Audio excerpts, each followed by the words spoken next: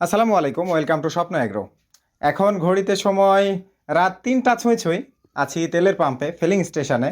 মোটরসাইকেলে তেল নিতে হবে। ইতিমধ্যেই গত দুপুর থেকে তেলের পাম্পে মোটরসাইকেলের সিরিয়াল লেগেছে। আমরা এসেছি একটু আগে। হয়তো আপনার এলাকাতেও একই অবস্থা, যদিও ইদানিং দু একটা জায়গায় একটু স্বস্তির খবর পাওয়া যাচ্ছে, তবে আমার এখানে এখনো স্বস্তি নাই। এখন তেলের পাম্পের যে সিরিয়াল, এই সিরিয়ালে সাইকেল রেখে মোটরসাইকেল নিয়ে চলে যাব আমার পুকুর খননের কাজ যেখানে হচ্ছে সেখানে। প্রতি রাতেই সেখানে ৩টা থেকে কাজ শুরু হয়। ৩টা থেকে কাজ শুরু হওয়ার একটাই কারণ, এখন কয়েকদিন যাবত আকাশে মেঘ থাকলেও কয়েকদিন আগে কিন্তু আকাশে প্রচুর রোদ ছিল।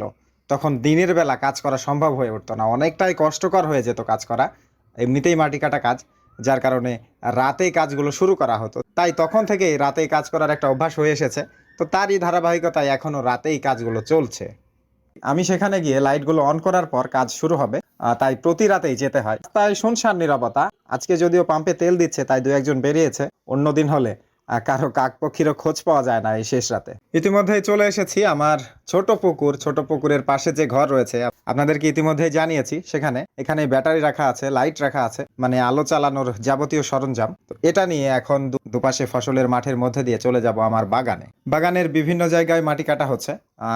আপনাদের মনে থাকার কথা, গত বর্ষাকালে এখানেই আমার ঘাসের জমি ছিল। আমার সবচেয়ে বেশি ঘাস এখানেই ছিল, পুরোটাই পানি উঠেছিল, যার কারণে ঘাস নষ্ট হয়ে গেছিল, অনেক ঝামেলায় পড়েছিলাম। তো সে কারণেই বাগানেরই এক প্রান্তে একটা ছোট পুকুর খনন করে মাটি দিয়ে বাগানটা ভরাট করা হচ্ছে।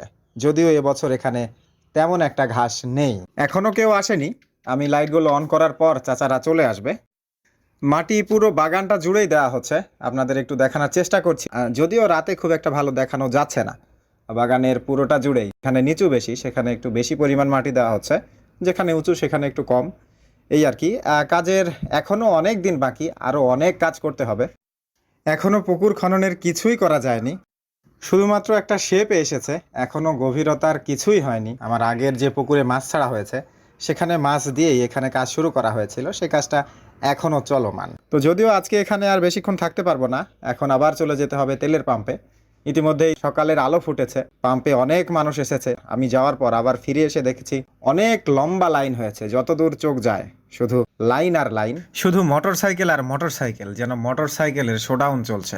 জানি না এই ভোগান্তির শেষ কোথায়। যদিও তেল কেনার এই ঝামেলায় মোটরসাইকেল চালানোই কমিয়ে দিয়েছি, তো এখানেই বসে থাকতে হবে। যদি সকাল 7টা বা 8টা নাগাদ তেল দেওয়া শুরু করে, পাম্প থেকে খুব কাছেই আছি, হয়তোবা 2-3 ঘন্টার মধ্যে তেল পেয়ে যাবো ইনশাল্লাহ। সেক্ষেত্রে আমাদের অপেক্ষার পরিমাণ হতে পারে 7 থেকে 8 ঘন্টা। তবে অনেকেই আছেন যারা 10 থেকে 12 ঘন্টারও অধিক সময় ধরে পাম্পে বসে আছে। দেখা যাক, দীর্ঘদিন পর তেল নিতে এসেছি, কখন তেল নিয়ে ঘরে ফেরা যায়। আমাদের জন্য দোয়া রাখবেন। আল্লাহ আপনাদের সবাইকে ভালো রাখুক, সুস্থ রাখুক।